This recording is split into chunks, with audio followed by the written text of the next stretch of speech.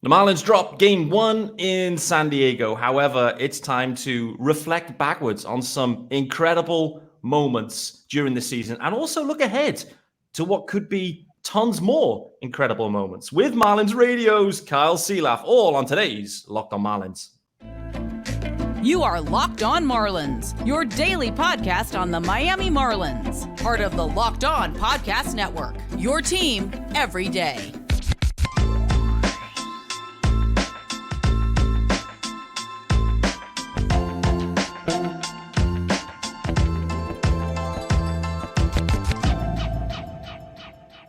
Greetings from England. Welcome to Locked on Marlins. This, of course, is your daily Marlins podcast. I am your host, Peter Pratt. Hit me up at Miami Marlins _UK for listening to the pod. Of course, hit subscribe and leave a review. This is your team every day. Thanks for making Locked on Marlins your first listen of the day. There is a YouTube channel, guys.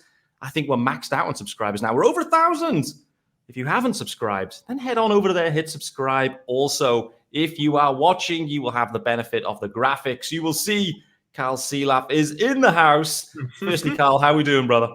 I'm good. I didn't know. I've seen it, Peter, but you kind of run this whole thing yourself. I love the little intro video there. It's awesome. Unbelievable scenes, right? I need, I don't know, a Steven Strom kind of on my side here. Just help me along, maybe. That's what I need. Just a little sidekick. Oh, my goodness. This is awesome. Congratulations to you, by the way, Peter, on all of your success, dude. It's really cool. I know it's crazy. It's not a sport you picked up until, I guess within recently, in the big scheme of things. So it's really cool to see what you're doing, man, really. Absolutely. I appreciate it, mate. And listen, it's been a journey for me and equally a journey for you this year, mate. First time, with a full-time radio gig, the play-for-play role anyway, mate. Just, you've picked one hell of a year to get it rolling, right, with the Marlins. So how would you summarize it? And equally, I think, however this year plays out, there will be so many historic clips that we have on Twitter now, or X, or whatever we call this thing, where it's just you going absolutely bananas. This offense has been a lot of fun to call as well, mate. So just try, if you can, to summarize, your year thus far. Yeah, I would say it's been fulfilling, really. I graduated from college in December of 2012 from the University of Miami. I was tipped off to an opportunity by Chris Whittingham, who I don't know how many people know, but he's been with the Dan Le Batard show, and now he's got a prominent role with MLS on Apple TV, which is incredible. And he had texted me one day, and he was like, "Hey, I think the Marlins have a broadcasting internship available, and I think they're looking for a pregame guy." And I'm like, "What the heck? Yeah, man, I'm 22 years old. Who's going to hire me?" But long story short, I ended up getting the opportunity. I interned for a year. Kind of fibbed my way through it. After the first year, the manager at the time left for ESPN. I said, I can do that, right? So I had no idea what I was doing, but I figured it out. I would encourage everybody to take that path, right? Even if you don't know how to do something, tell somebody you know how to do it and figure it out. Like, work hard and figure it out. Obviously worked very closely with Dave and Glenn for a very long time, for a decade. Started traveling in 2018, engineering English and Spanish, while still fulfilling my administrative responsibilities and hosting the pregame. And one thing obviously has led to another, and I've gotten this opportunity this season. And trust me, I'm not fooled. I love doing this. I love the engagement. I love everybody reaching out and how much fun they're having, because it's fun for me. I'm authentic. It's not a bit. It's not a shtick. I know I'm not the most polished play-by-play guy in baseball. There's a lot of people that I look up to. But if you're going to give me this opportunity, I'm going to have fun, and I'm going to do things my way. Is it always the right way? No. I screw up every single night. We all do. But I'm having fun. Like, you don't know when the ride's going to end, right? And I'm one of 30. So, there's a lot of people I've looked up to my entire life, and I've had some great mentors along the way. And once, I was informed I was getting this opportunity, I just told myself a couple of times, I was like, be you, don't try to be anybody you're not, because people will see through that nonsense. So I'm just having fun, and it's been a great year because the team is playing well. I'm telling you, if the team's not playing well, people are not listening. They're not nearly as engaged. So I've struck gold in that regard, because obviously our listenership and everything that we're doing, engagement is up. And I truly believe that's by virtue of those guys on the field. It's not because of us in the booth, as much fun we're having, but it's because the team is playing well. And that's been awesome, Peter.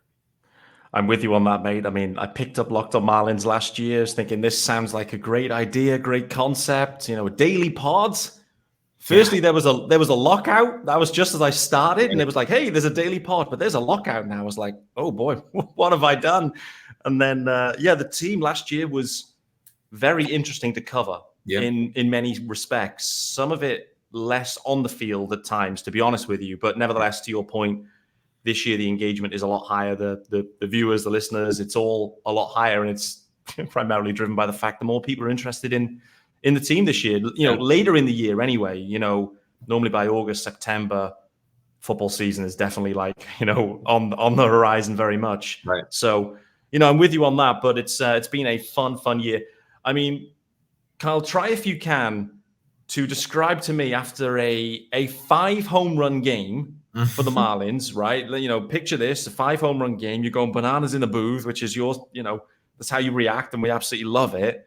What happens after the game? Have you got to go and do some like vocal cord recovery, or like how do you keep the cords fresh for the next day? Because there's been a lot of wild scenes, I would describe, this year. I wish I had a better answer for you, but I'm usually pretty hungry after the games, and I go down and I get a bite to eat, and I just drink some water.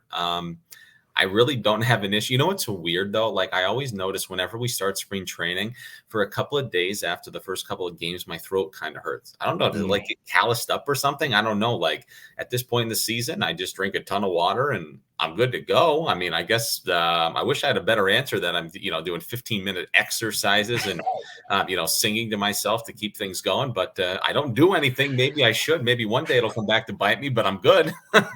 That's what I'm thinking. I could just picture you, I don't know, like in the shower, giving the old right. Just no, I don't have to do that. Love it. It's like anything. Listen, I'm nearly 40 now. I've just been to play tennis with my daughter. She's 14. And what I realized is we walked off the court. She's completely fine. I didn't stretch. I didn't do anything after. My knee is already killing. My hip is, my shoulder's sore. Just as you get older, you got to look after yourself. So I need to maybe go and do a yoga class after this pod and just stretch up. But she's completely fine. Father time is undefeated. Never forget that. Exactly. That is true. So the Marlins added a ton of fun guys for you to cover. They have all been impactful, I would say, at the deadline. It's been a couple of weeks since the deadline itself. The on-field performances have been up and down, I would say, pretty much since the All-Star break, but there's been some fun moments. What's kind of stood out to the guys? Obviously, the new acquisitions, Josh Bell, Jake Burger, 2 guys that have like really impacted straight away. What's kind of stood out to you from those guys? Kind of, I know on the field, but equally kind of off the field as you've kind of gotten to know them as well. Yeah, if we want to get into the nuts and bolts, like on the field, I mean, the team is just flat out better. Like for 4 months, they were scoring without hitting home runs. It was a grind every night to win these one-run games. And I know they haven't won a lot since the All-Star break, but since Josh Bell and Jake Burger have arrived, they're hitting the ball out of the yard. And I think you're seeing other guys around them do that because of the protection that they provide them in the lineup. There was a point this season when Jorge Soler was really the only source of power. There's been other guys that have contributed. But when you put other guys around some of these guys, proven veteran type guys who have the capability to hit in the big leagues with some consistency, and in addition to hit the ball out of the ballpark, it's inherently going to help those guys around them. And to me, that's what you're seeing with Josh Bell and Jake Burger. Now, the one to me, which is really crazy, is Jake Burger in this regard. If you just went to his Baseball Reference when he got traded, you'd see power, but a lot of swing and miss, good on base percentage, average fielder.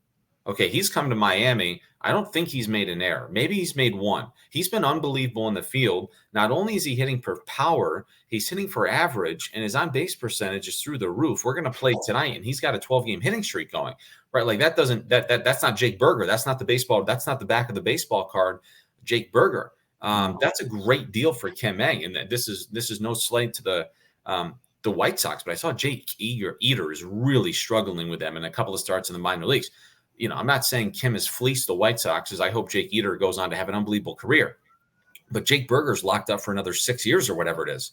I mean 5 or whatever. But like, what a deal! I mean, what a deal! If this guy for the next 5 years hits 25 homers a year and drives in 80 runs or something at third base, I mean, what are we talking about? That at a minimum salary, that's unbelievable. And Josh Bell, I know we're going to talk about it a little bit. He's been great. He is a veteran. He knows what he's doing on the baseball field. And, he's a day in, day out guy. It's a switch hitter. We haven't seen a whole lot of that this season outside of Xavier Edwards, who had a cup of coffee.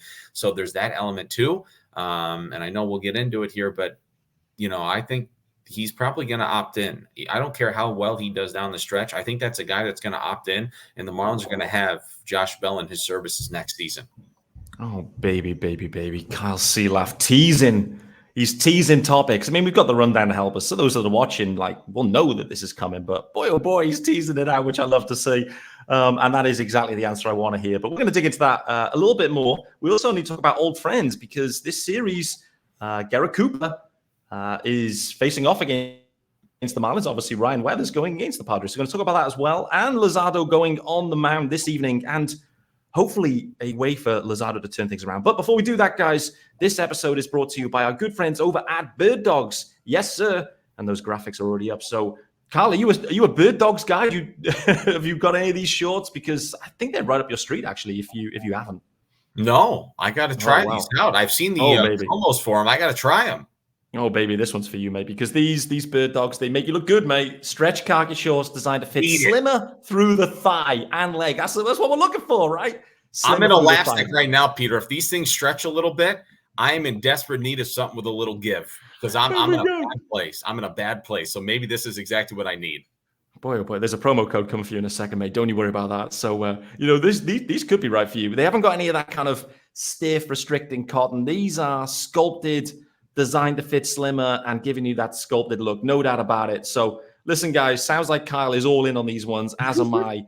Here's what you need to do to go and hit it up. Simply get to birddogs.com/lockedonmlb and enter the promo code LockedOnMLB for a free white tech hat with your order. So listen, there's a free hat with amazing gear. It sounds amazing. That's birddogs.com/lockedonmlb or promo code LockedOnMLB for that free white tech hat. You won't want to take your Bird Dogs off. We promise you that. Stunning. There we go. That's been one of the best ad reads in the history of Locked On Marlins as well. I have to call that out. Guys, you're here with Kyle Seelaf and Peter Pratt on Tuesday's episode of Locked On Marlins in advance of Game 2. So Kyle joining us from San Diego. I am in Leeds in England. And so we are a long way away. Anything could happen with this Wi-Fi at any point. But Kyle, we got to see again Garrett Cooper, first ever game playing against the Marlins. He obviously has been a Marlins lifer effectively, and you just generally on Coop, I would say he's probably one of the most likable guys in and around the Marlins, and has been all of his career. Must have felt strange to see him on the other side yesterday. Equally, did he get a chance to even kind of catch up with Coop briefly? He's such a an outward guy, and gracious with his time anyway. So I don't know if you managed to, but either way, he had a decent day as well. Yeah, I saw him from afar. He was catching up with all of his teammates yesterday. I'll go see you and say hello today. He was a sweet guy. He really was. I told Kelly on the air last night, I was like, he wears those pinstripes pretty good. Some guys just look weird in another uniform, but Coop looked good in the Padres uniform. And look, I mean, it's a guy you wish nothing but the best of luck to, because he was a good player. I think injuries kind of undid him, right? It felt like every season it was a freak injury that would knock him out, require surgery, and he'd play 80 to 90 to 100 games, but miss 2 months every season. Always thought that was unfortunate, because I found him to be a big part of the team and a really good player. And even this season in particular, how many late inning doubles or homers to give the Marlins the lead? When this season is truly all said and done for me, if the Marlins go to the postseason, and whatever happens, and even if they don't, but when you reflect on 2023, Garrett Cooper will be a part of the story, because the Marlins would not be in the position that they're in right now if it was not for some of his timely hitting earlier in the season, late in games in improbable fashion. And I know the word improbable is probably synonymous with the Marlins season to date, given what they've been able to do at times. And it's just so crazy the way they've been able to win games. But Garrett Cooper, even though he's been traded, is still a big part of this season. So, you can't forget about him, really, depending on where this season ends up for the Fish. Yeah, no doubt. Free agent as well, heading into the offseason. We kind of teased it out. One of the guys that is definitely on everyone's lips at this point, everyone's minds, for good reason, Josh Bell. We've mentioned him. Firstly, what an impact. We have to call that out. What an impact on the field. Equally as well, I loved the engagement he's had with the media. He's done a podcast with the Fish on First guys as well. Like Josh Bell, pro's pro, mate. But boy, oh boy, his stick has come alive. And that has been so impressive. when the trade and the deal happens, you're looking into this contract situation. You think, okay, 16.5 million is next year. Right. Quite a big number for the Marlins, just generally. Think, okay, could be big. Next thing is he comes alive. Now all of a sudden the discourse is Josh Bell going to maybe opt out of this 16.5 million? So you think that that's unlikely based on what we said earlier on anyway. So do you just think, well, is there any indication that he's give to you, or is that just your gut feel at this point? That's my gut feeling. This is a guy who, if you take a look at the course of his career, if you go back to last season, he hit a $192 for the Padres, and then in total, after he was unbelievable for the Nationals after the trade, but last season he hit 266 with 17 homers and 71 RBIs. If you take a look at what he's done already this season, 18 and 60. Okay, so he's he's already surpassed the home run total. He's about 11 RBIs short. I think he will obviously surpass that RBI total. He's been incredible for the Marlins. And I think the Guardians are probably looking around being like, oh my goodness, we know he ran into some tough luck, but what the heck is going on down? What's in the water in Miami? But $16.5 million at his age, that's a lot. And I don't know if he's going to get that on a multi-year deal. That's just my gut feeling. I mean, if I was Josh Bell, and I've had the success I've had here in 3 weeks with the Marlins, and you go into next season and you assess reality and the situation at play, and you're thinking, this is my choice, right? I could opt out and I can go test free agency again, or I can be a Marlin where I've had success in the final 2 months of the season. I mean, the team obviously is loaded with pitching, and there's probably going to be some holes they need to fill this offseason from a position player standpoint.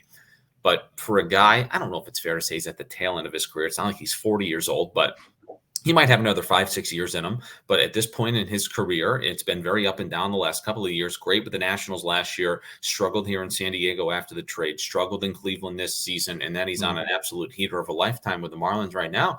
I think he might find for $16.5 million that this place gives him a good chance to win next season. I really do.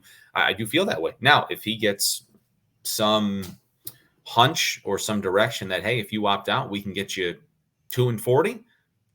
Okay. I mean, what do you say to a guy? But right now, I don't even know if he gets so hot down the stretch. I don't know if he's going to get so hot that he's going to be swayed to opt out of $16.5 million. That's just my hunch. I know absolutely nothing. I haven't talked to him. I haven't talked to anybody about it, but that's a lot of money to turn down for a guy that's had success here. Yeah, it's a really good point, isn't it? Because it has been so up and down the last 2 seasons.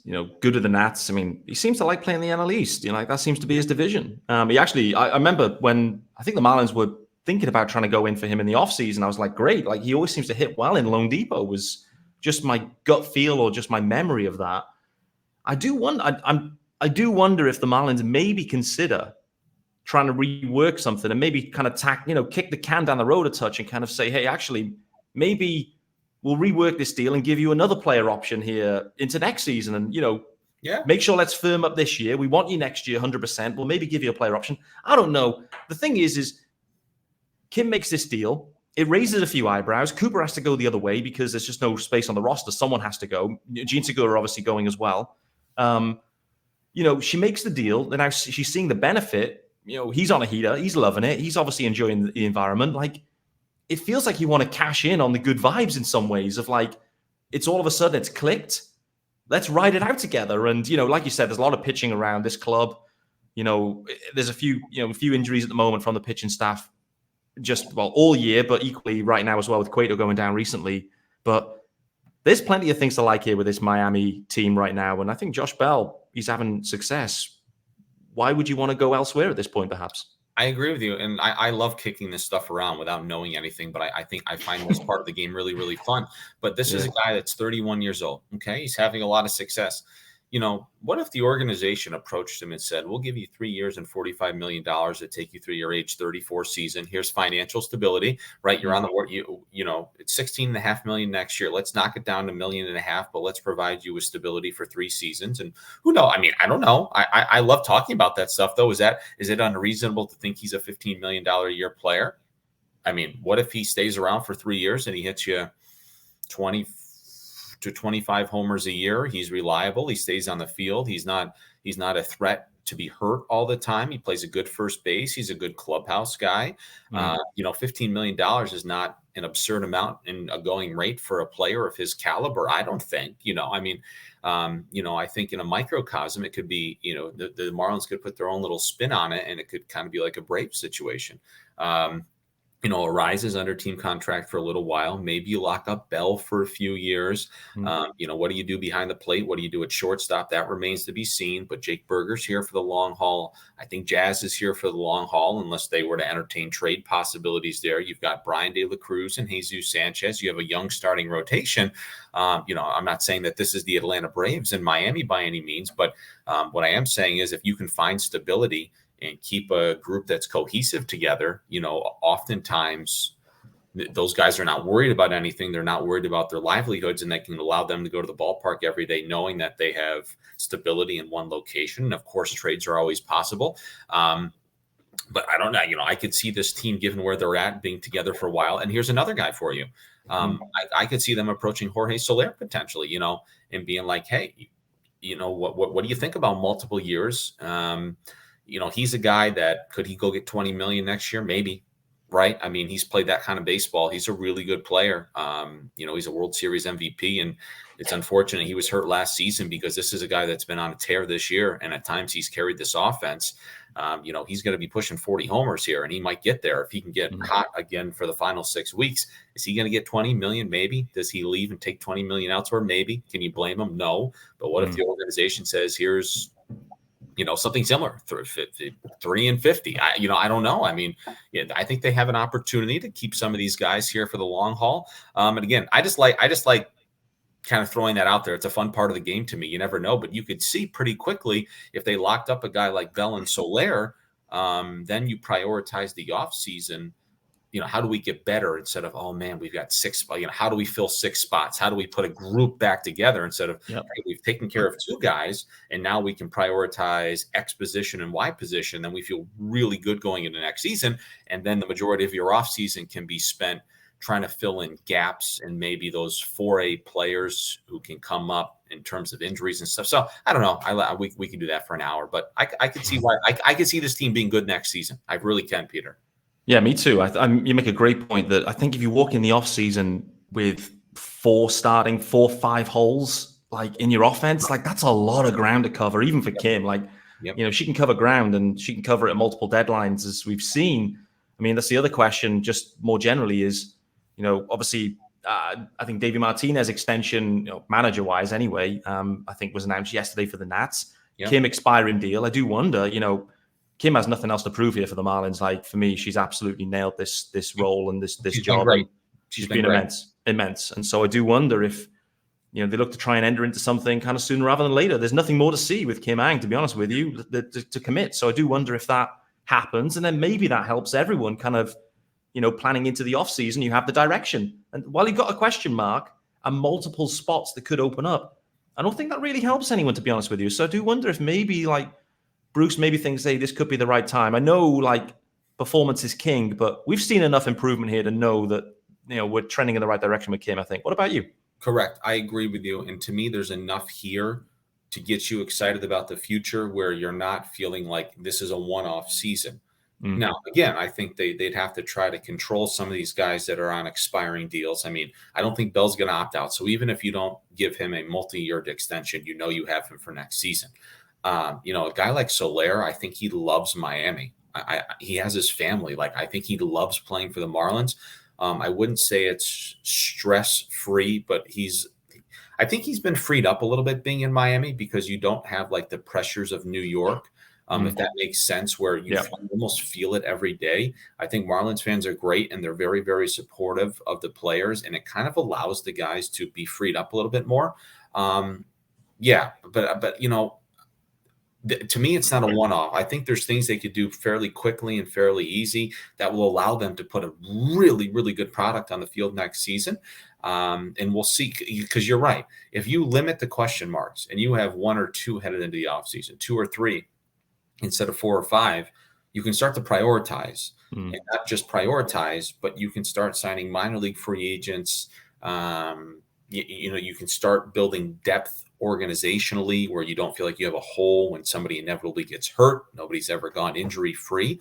But I think they're in a good spot. I really do. And I think you're starting to see an organization that, not next year or the year after, in my opinion, but you can start to see talent growing a little bit. They've got a ways to go in terms of drafting, but sooner rather than later, in the big picture of things, it's a system that will be more full. It'll be more wholesome. Guys will really be nipping on each other's heels. And in the meantime, you can keep guys in the big leagues and allow that minor league system to grow. And that's how you got to do it. Every good team has a good minor league system. They really do. No doubt. No doubt. I must say, one of the key differences this year that I don't think I've seen for the Marlins since I've been a fan of the Marlins, which is 2016, 17. All of a sudden, Josh Bell, Jake Burger, those two examples, right? You get guys that come in, all of a sudden, they find another level. They find another gear.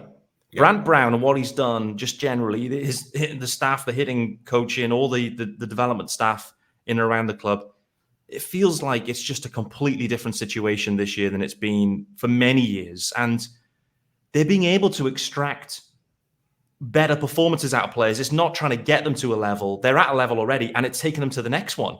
That, for me, has been the most encouraging thing this year, I'd say, offensively. And Brant Brown, I mean, he's joined the broadcast a few times, and it's been great to hear, and he seems a very fun dude, actually. But I think maybe sometimes it goes a little bit unnoticed, the kind of impact that him and those guys have had on the guys that have been here for years. Equally, the way they're able to find something in Josh Bell, take Burger to the next level. It's impressive. I totally agree with you. Skip Schumacher, to me, has done an unbelievable job for this team. And we talk about it a lot. You cannot understate or not sell the importance of a good manager and a good coaching staff. And I hate that I have to preface this by saying, like, this is no slight at Don Mattingly. It's just sometimes you're in need of a fresh voice. And it's just a situation the Marlins were in, and that's fine. But speaking specifically about Skip Schumacher, because I love Donnie, I consider him a friend. He's an unbelievable human being. I thought he was a really good manager, and it just didn't work. I say this all the time. This is my 11th season. I go back. I remember I would marvel at watching the St. Louis Cardinals when I first started in 2013. And it was regimented. It was no nonsense. It was quick. It was so detailed, like even on the first day of spring training. And I say it all the time, within 24 to 48 hours this spring, I thought I saw Cardinals and Marlins uniforms, because you saw that, because that's all Skip knows, right? Like I say this all the time, and that's what him and his staff know. I mean, he's got a guy in John Mabry on his staff. One of the best stories to me on this entire team, it was Skip Schumacher who took John Mabry's job in St. Louis when those two were players. John Mabry taught him how to be a big leaguer. Even though this guy took his job, he got him his first taxi ride. He taught him how to dress in the big leagues, right? And, Rod Barajas is on the staff with Brant Brown and Jason Hart and Jody Reed and John Jay. The staff gets along. They're tight. I think it's no nonsense, but they're all pulling on one rope, and they ultimately have one goal. And a lot of these guys, all they knew their entire career, and I say this all the time, and I don't mean it to be funny, like, if you're not playing during football weather when it's 55 degrees and chilly outside, it was not a successful season. And what I mean is, you're in the playoffs, you have a chance to win the series. Like, playing 162 games and falling short for this entire coaching staff is foreign. Like, that's not good. That's not successful, and they will take it personally. To me, the other thing that Skip has done, and I love this, he comes across as, if people are going to pay money, their hard-earned money from working out of their pocket to watch you, we're not going to embarrass them as ourselves. We're showing up to the ballpark 162 times to try to win. We're not going to embarrass this organization. We're not going to embarrass this city. And we're finally going to get to a point where they're proud of us. And that's kind of a culture thing. That's culture, man. Like, that's getting people to buy in. The players have been very good, but the players are not as good this season without Skip Schumacher and Jason Hart and Mel Stottlemyre Jr. and all these different coaches. So that's just my personal feeling on things. It's been an absolute treat to watch these guys this year. Yeah, it really has. Completely echo that. That is for sure.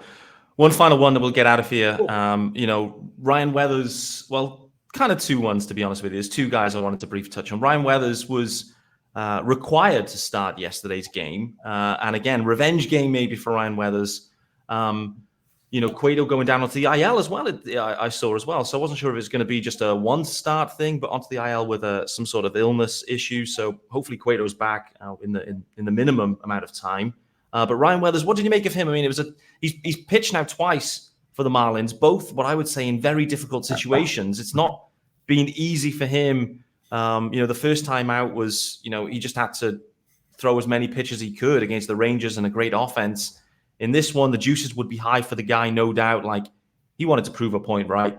Things didn't quite go his way, primarily in the one single inning where too many walks and gave up the homer, which has kind of been, at times, a little bit of an issue for the Marlins pitching staff, in patches anyway, with the walks in particular. So what did you make of Weathers' start, like from up close and personal, I'd say, yesterday? I'll put it this way. Tough to watch, but the kid's future is extremely bright. And now he's going to be under the watchful eye of Mel Stottlemyre Jr. And it's 96 no better place. 98. Yep, it's 96 to 98 with a good changeup, and he's got to find a breaking ball. And he's got to find the strike zone.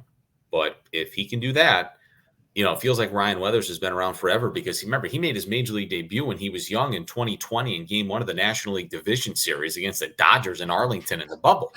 Right? It's 2023. I don't even think he still has a full year of major league service time.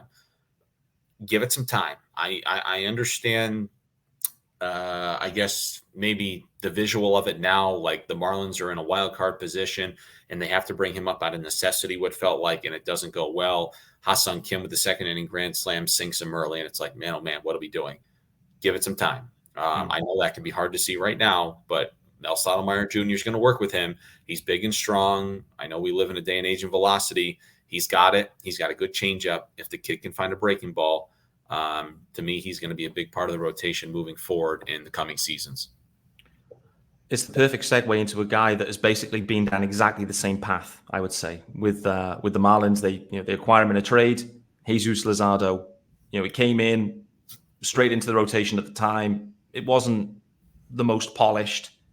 Went into the offseason, came back, completely different guy. Started wearing the glasses too. Maybe that's the connection. We need to see Ryan Weathers in some glasses. But Luzardo started the year absolutely on fire this year, has pitched so well, but most recently has definitely run into, well, by the numbers anyway, he's run into some significant trouble. A lot of people kind of pointed to the fact that, it's career innings, et cetera, and, he's been healthy primarily throughout the whole season, which has been great to see. But what has it been with Luzardo recently? I think he's kind of maybe struggling at times to work it out when I'm listening to the post-game presses, but, it's been challenging for him, but no better time than right now to, end this poor skid for him, I think, right? Totally agree with you. And I think you actually hit the nail on the head a little bit here. We're talking career innings and a career workload. I think this is just my opinion. Again, I have not spoken to him or any member of the coaching staff about it. Just strictly speaking my opinion here, I think he's getting tired. I really do. I think it's a guy that be getting a little tired, and I think you might see him miss a start maybe down the stretch just to make sure he's got enough juice for the final month. Don't know if that's true. I have no idea if they'll do that. But I could foresee that for a guy that you need in the rotation, because the Marlins, keep in mind, are very thin in terms of rotation depth right now. Can you still drag him out there every fifth day? If maybe he's getting tired, that is just a guess. But, the stuff within reason is still there, but he's laboring more. The outings in general just look more stressful, right? It's like, even if it's 5 good innings, it's a lot of pitches and maybe a walk or two. And it's like, it just looks like a guy that's drenched in sweat. So I think there's something to a guy that's reaching career workloads, and I think he might be getting a little tired. And I think that's okay, because if you talk to some of those old dudes with the Braves back in the day, Glavine and Maddox and Smoltz, at some point, and Jeff Nelson talks about this and some of the other people I work with, at some point you have to get to a point where you have to break through that wall. You have to know what it's like to pitch in August. So for next season, when you start to feel this way, if he is indeed getting tired, but we've talked about this, whether it's other guys too, you have to be able to find a way to break through that wall. What did I feel like last season? What do I have to do this season to put my body in a position where, say, I don't feel that way down the stretch? And that's human nature. How would Jesus Luzardo know, having never done this, and just getting this type of workload? So I think he might be getting a little tired, which, I would imagine he probably is. I mean, these dudes are professional athletes giving it their all, especially these starting pitchers. So I think he might be getting a little tired, but we'll see. It's been a joy to watch this season. He really has. Completely agree. Completely agree. I mean, the side note here as well is the fact that the Marlins somehow, I think, have unearthed potentially some of the best long men in the game. And Brian Hoeing yesterday, and George Soriano as well, at times as well, Huascar Brazoban. Like, these dudes, Yeah. Here's they one have for been you. nails. Now, These here's long one guys. for you. After we saw Ryan Weathers last night, I could see them the next time through the rotation. Now, they have off days coming up, so they don't really need that fifth guy for a while if they really want to push some of these guys. I could see the opener with a Hoeing and Soriano trying to get you 4 or 5 innings because Brian Hoeing and George Soriano have been a total revelation. I mean, if you can get those guys through 2 times through an order, because third time can be difficult because bad numbers will start to creep up third time through, and that's just, it is what it is, happens to everybody. But if you let those guys try to get you 4, 5, 6 innings and go through an order 2 times a piece, it's kind of that Rays recipe with that opener thing. But you're right, they have found these long guys who not just soak up innings. I mean, like, they're keeping the team in the game. Really are so impressive, these dudes. It's been like, that has been one of the undercurrent stories here, is somehow the Marlins are finding these long men and they are so effective. They've been necessary because at times the starting pitching hasn't quite given the length they've wanted. That's been another wrinkle here. But, tip my cap to Brian Hoeing. That last night is a perfect example of that. He just, gives the team a great opportunity to perform the day after, and the day after that. And that's just, it's all you can ask for from Brian Hoeing. And he's played multiple roles. He was thrown in to start a few games. I think he had an absolute stunner against the Pirates, if I recall correctly. It looked like he was turning into an ace all of a sudden. So, yeah, tip my cap to those guys. The Marlins they need to right the ship here, but it's going to be a tough ask. Like, the pitching matchups are going to be tough. But Sandy's going tomorrow. So, it's been great to see Sandy flip the script as well a touch and kind of get back to old Sandy. It's been so impressive. And then I must say, one final one, Yuri Perez's start in LA I was completely mesmerized. I don't think I've been as intently watched a starting pitcher and every pitch thrown as intently as I watched that. I was literally glued to every single pitch. And baseball isn't like that. It is for you, Carl, because you have to watch every pitch. But listen, fans at home, there's a lot of distractions. Your phone's up, you pour in wine, whatever you're doing. I was literally just zoned into everything that Yuri Perez was. I was completely blown away by it. And this dude he's different, mate. Completely different. It's hard not to dream big when Sandy's here for a while, and here's Yuri, who, by the way, will have limitations next season. It's not like he's going to throw 200 innings and make 32 starts. But when you talk about Alcantara and Yuri, and here comes Luzardo, and does Trevor Rogers come back? Braxton Garrett's been great. It allows you to dream because you don't win in the big leagues without good starting pitching. I think the Marlins have proven that this season. When they have pitched well, they've won games. When they haven't, they've lost. And I think every team could probably say that. But this rotation's here to stay. It's, to me, already one of the best in the big leagues. And as these guys continue to grow and they get those full workloads, it's hard to not be short-sighted because everybody's so focused on the playoffs. But if you let yourself kind of open up and look at what's down the road, man, it's a hell of an exciting time for the franchise. No doubt about it. We're going to sign off here, but one final one for you, Cal. Do the Marlins make the postseason, some kind of wild card spot in 23? Yes, if they can get on one more heater. They can't continue to do this where you win 2, lose 3, win 3, lose 1. They have to get hot for another 8 to 10, 12, 13 games. When I'm saying they go 9-4, they need that again, because if you continue to toil like this, you just find yourself hovering. They've got to turn it on one more time. And the schedule is going to get a little bit more favorable, in my opinion. They've weathered the storm of one of the toughest schedules in baseball this month. They need to get hot one more time. If they do not, no, they're not making it if they just continue to kind of hover. But if they can get hot for another week and a half, it doesn't have to be an extended 20-game stretch. But I'm saying if they can find a way to go 9-4 again at some point against whoever and kind of get themselves where they're 7, 8 games over 500 again, I think they do. Beautiful. Let's finish it there, because that's the perfect place to end it there. I think Kyle Seeler feels confident. That's my main takeaway from it anyway. But they need to get hot, and I think they can. They're healthy enough. Yep. They're talented enough. Like, everything to me, the schedule is becoming a touch more favorable than it has been. So for me, the conditions for success are there for the Marlins now. They just need to perform and execute. Guys, thanks for joining myself and Kyle Seelaff on today's episode of Locked On Marlins. It's been a pleasure, no doubt about it. It's been an extended one. Just realized we are 40 minutes in, so slightly long, but it was absolutely worthwhile, guys. Hope you've enjoyed this one. And of course, listen, guys, the daily pod, so you know the drill. We'll be back tomorrow. Look forward to seeing you then.